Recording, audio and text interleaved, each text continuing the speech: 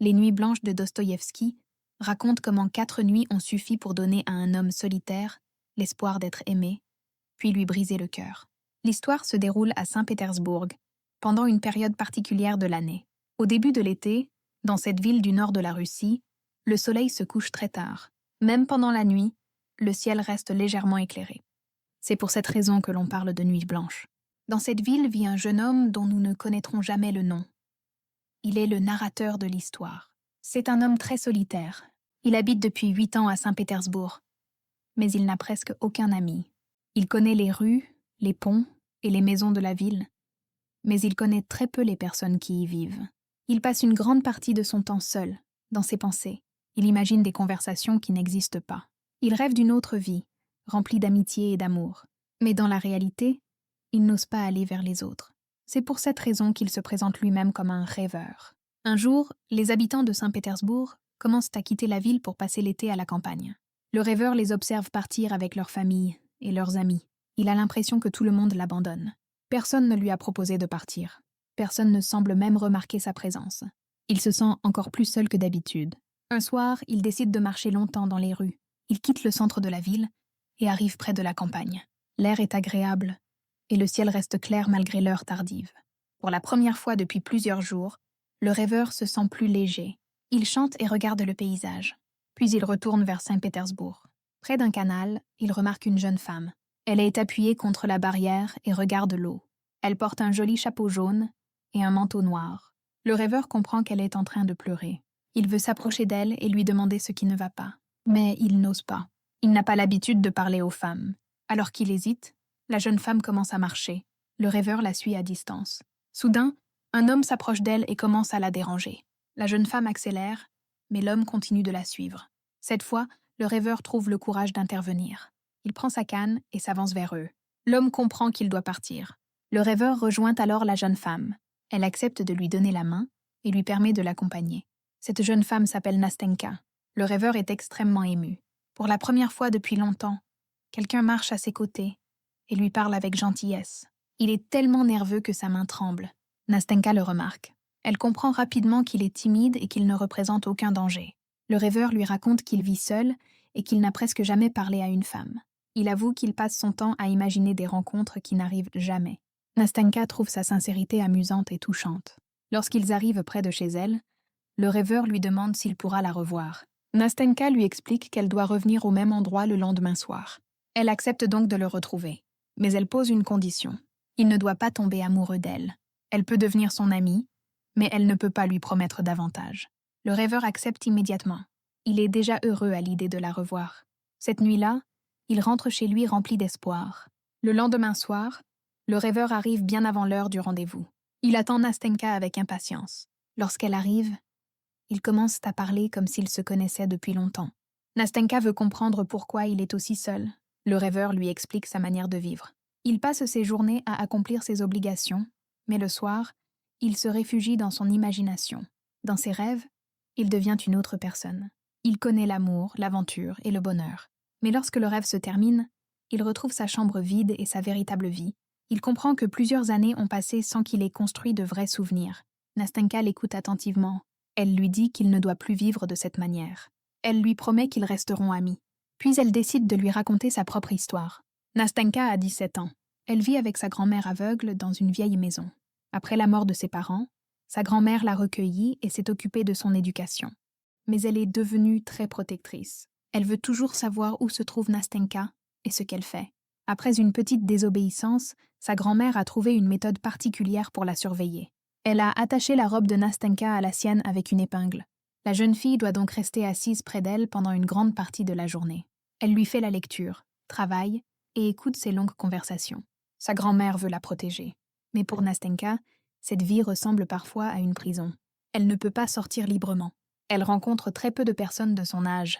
Elle rêve de découvrir le monde et de construire sa propre vie.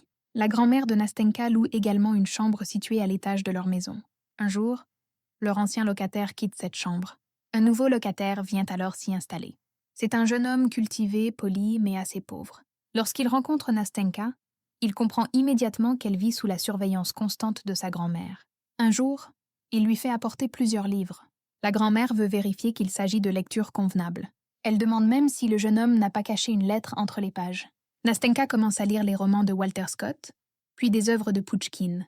Ces livres lui font découvrir un autre monde. Elle lit des histoires d'amour, de voyage et de liberté. Peu à peu, elle s'intéresse également au jeune locataire. Lorsqu'elle le croise dans l'escalier, elle devient nerveuse. Elle ne sait pas encore si elle est amoureuse, mais elle pense souvent à lui. Un soir, le jeune homme invite Nastenka et sa grand-mère au théâtre. Il leur propose d'aller voir Le Barbier de Séville. La grand-mère connaît cette œuvre et accepte l'invitation. Pour Nastenka, cette soirée est extraordinaire. Elle quitte enfin la maison pour vivre un moment différent. Elle découvre les lumières du théâtre, la musique et l'agitation de la ville. Mais ce qu'elle retient surtout, c'est la présence du jeune homme. Elle est convaincue qu'il l'a invitée parce qu'il s'intéresse à elle. Après cette soirée, Nastenka espère le revoir souvent. Mais le locataire commence à leur rendre moins de visites. Lorsqu'il les croise, il lui parle toujours avec gentillesse, mais il semble plus distant. Nastenka ne comprend pas ce changement. Puis elle apprend qu'il doit partir à Moscou. Il n'a pas assez d'argent pour rester à Saint-Pétersbourg. Il doit essayer d'améliorer sa situation. Nastenka comprend qu'elle risque de le perdre. La veille de son départ, elle prépare quelques vêtements dans un petit paquet, puis elle monte dans la chambre du jeune homme. Lorsqu'il la découvre devant lui, il est surpris. Nastenka est tellement bouleversée qu'elle arrive à peine à parler. Elle pose son paquet sur le lit et se met à pleurer. Elle veut partir avec lui. Elle ne supporte plus sa vie auprès de sa grand-mère. Mais surtout, elle comprend qu'elle l'aime. Le jeune homme est profondément touché. Il ne se moque pas d'elle et ne rejette pas ses sentiments. Mais il lui explique qu'il ne peut pas l'emmener. Il est pauvre et ne peut pas encore lui offrir une vie stable. Il ne peut même pas lui promettre immédiatement un mariage. Cependant, il lui fait une autre promesse. Il va partir à Moscou pendant 1 an. Après cette année, il reviendra à Saint-Pétersbourg. Si sa situation s'est améliorée, et si Nastenka l'aime toujours, ils pourront se marier. Il lui demande seulement de rester libre. Il ne veut pas l'obliger à l'attendre. Si elle rencontre une autre personne, elle pourra choisir une vie différente. Avant de partir, ils décident qu'ils se retrouveront près du canal, à 10 heures du soir. Ils connaissent également des personnes qui pourront transmettre leurs lettres. Le jeune homme part pour Moscou. Nastenka commence alors à attendre son retour. 1 année entière passe.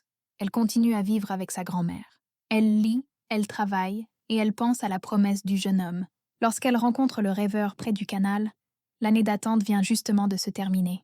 Le jeune homme est revenu à Saint-Pétersbourg depuis 3 jours. Mais il n'est pas venu retrouver Nastenka. Il ne lui a pas envoyé de lettre. Il ne s'est pas présenté au lieu de leur rendez-vous. C'est pour cette raison que Nastenka pleurait pendant leur première rencontre. Maintenant que le rêveur connaît son histoire, il décide de l'aider. Il lui conseille d'écrire une lettre au jeune homme. Nastenka fait d'abord semblant d'hésiter.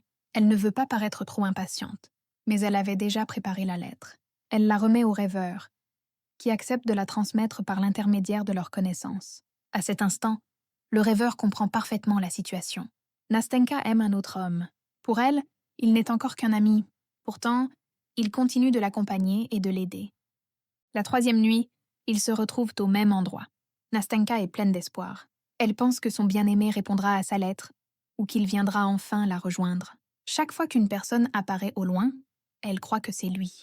Mais personne ne vient. Nastenka parle avec affection au rêveur. Elle lui dit qu'elle apprécie sa gentillesse et son dévouement. Elle trouve merveilleux qu'il l'aide sans rien demander en retour. Elle ne comprend pas encore que le rêveur est déjà amoureux d'elle. Il l'écoute parler d'un autre homme et essaie de sourire. Mais intérieurement, il souffre. Il sait que si le jeune locataire revient, ses rencontres avec Nastenka prendront fin. Le lendemain, la pluie tombe sur Saint-Pétersbourg. Ils ne peuvent pas se retrouver. Puis arrive la 4e nuit. Cette fois, Nastenka n'a plus le même espoir. Le rêveur arrive sans lettre. Le jeune homme n'a toujours pas répondu. Nastenka ne comprend pas son silence. Elle se demande comment il peut l'abandonner après la promesse qu'il lui a faite. Elle se sent humiliée parce qu'elle lui a offert son amour avec sincérité. Elle pense qu'il ne veut plus d'elle. En voyant ses larmes, le rêveur ne peut plus cacher ses sentiments. Il avoue à Nastenka qu'il l'aime. Il sait que cette déclaration peut lui faire du mal. Il ne veut pas profiter de sa tristesse. Il veut simplement qu'elle sache qu'elle n'est pas seule. Il lui explique que son amour ne lui demande rien. Il souhaite seulement la voir heureuse. Même si elle choisit un autre homme, Nastenka est bouleversée. Elle n'avait pas compris la profondeur de ses sentiments. Elle lui répond qu'elle aime encore le jeune locataire. Mais elle pense que cet amour finira peut-être par disparaître. Après tout, l'homme qu'elle a attendu semble l'avoir oublié. Elle apprécie sincèrement le rêveur. Il l'a écouté, protégé et aidé. Avec lui, elle se sent en sécurité. Elle lui demande alors s'il pourra continuer à l'aimer pendant que son ancien amour s'efface. Le rêveur accepte. Pour lui, Ces paroles représentent déjà une promesse de bonheur. Pendant quelques minutes, tout change entre eux. Ils ne parlent plus seulement comme deux amis. Ils commencent à imaginer leur avenir. Nastenka lui propose de venir habiter dans la chambre libre de sa grand-mère. Ils parlent de leur manque d'argent, mais pensent qu'ils trouveront des solutions ensemble. Ils marchent dans les rues sans savoir exactement où ils vont. Le rêveur croit enfin que sa solitude est terminée. Il a trouvé quelqu'un à aimer.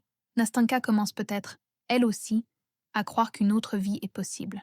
Mais soudain, un homme passe à côté d'eux. Après quelques pas, il s'arrête. Puis il prononce le nom de Nastenka. Elle reconnaît immédiatement sa voix. C'est l'homme qu'elle a attendu pendant une année entière. Pendant quelques secondes, elle reste immobile. Elle regarde le rêveur. Puis elle regarde l'homme qui vient de revenir. Ensuite, elle se précipite vers le rêveur, l'entoure de ses bras et l'embrasse. Ce geste exprime à la fois son affection, sa gratitude et son adieu. Puis elle court rejoindre son premier amour. Elle prend sa main et disparaît avec lui dans la nuit. Le rêveur reste seul. Tout le bonheur qu'il venait d'imaginer disparaît en quelques secondes. Le lendemain matin, il reçoit une lettre de Nastenka. Elle lui demande pardon. Elle reconnaît qu'elle lui a fait du mal. Elle lui explique qu'elle n'a jamais voulu le tromper. Pendant un instant, elle a réellement pensé qu'elle pourrait l'aimer et construire une vie avec lui. Mais lorsque son premier amour est revenu, elle a compris que ses sentiments n'avaient pas disparu. Nastenka lui annonce qu'elle va bientôt se marier. Elle lui demande de ne pas la détester et espère qu'il restera son ami. Elle lui dit qu'elle n'oubliera jamais leur rencontre ni sa bonté. En lisant la lettre, le rêveur pleure. Sa chambre lui paraît soudain plus vieille et plus sombre.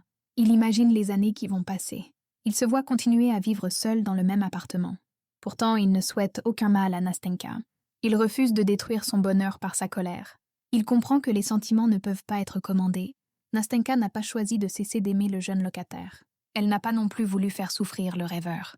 Pendant 4 nuits, 2 personnes solitaires se sont apportées de l'espoir. Nastenka a trouvé un ami au moment où elle pensait avoir été abandonnée. Le rêveur a découvert ce que signifie aimer une personne réelle, et pas seulement une personne créée par son imagination. Leur bonheur n'a duré que quelques nuits, mais cela ne signifie pas qu'ils n'avaient aucune valeur. C'est peut-être la grande question des nuits blanches. Un moment de bonheur perd-il toute son importance simplement parce qu'il se termine? Pour le rêveur, la réponse est non. Il souffre, mais il reste reconnaissant d'avoir rencontré Nastenka. Quant à Nastenka, elle n'est pas une jeune femme cruelle. Elle est une jeune fille longtemps privée de liberté, qui découvre l'amour sans savoir comment maîtriser tout ce qu'elle ressent. Elle s'attache au rêveur parce qu'il l'écoute et la soutient, mais son cœur reste lié à l'homme qu'elle attend depuis une année. Son histoire montre que certaines rencontres peuvent être très importantes, sans durer toute une vie. Une personne peut nous apporter de la douceur et de l'espoir, sans devenir celle avec qui nous partagerons notre avenir. Cette histoire divise encore les lecteurs. Comprenez-vous le choix de Nastenka, qui retrouve l'homme qu'elle attendait depuis un an? Ou êtes-vous plutôt du côté du rêveur, qui l'a aimée et soutenue lorsqu'elle se sentait seule? Dites-nous en commentaire quel personnage vous comprenez le mieux. Et abonnez-vous pour découvrir d'autres œuvres et histoires racontées en français facile.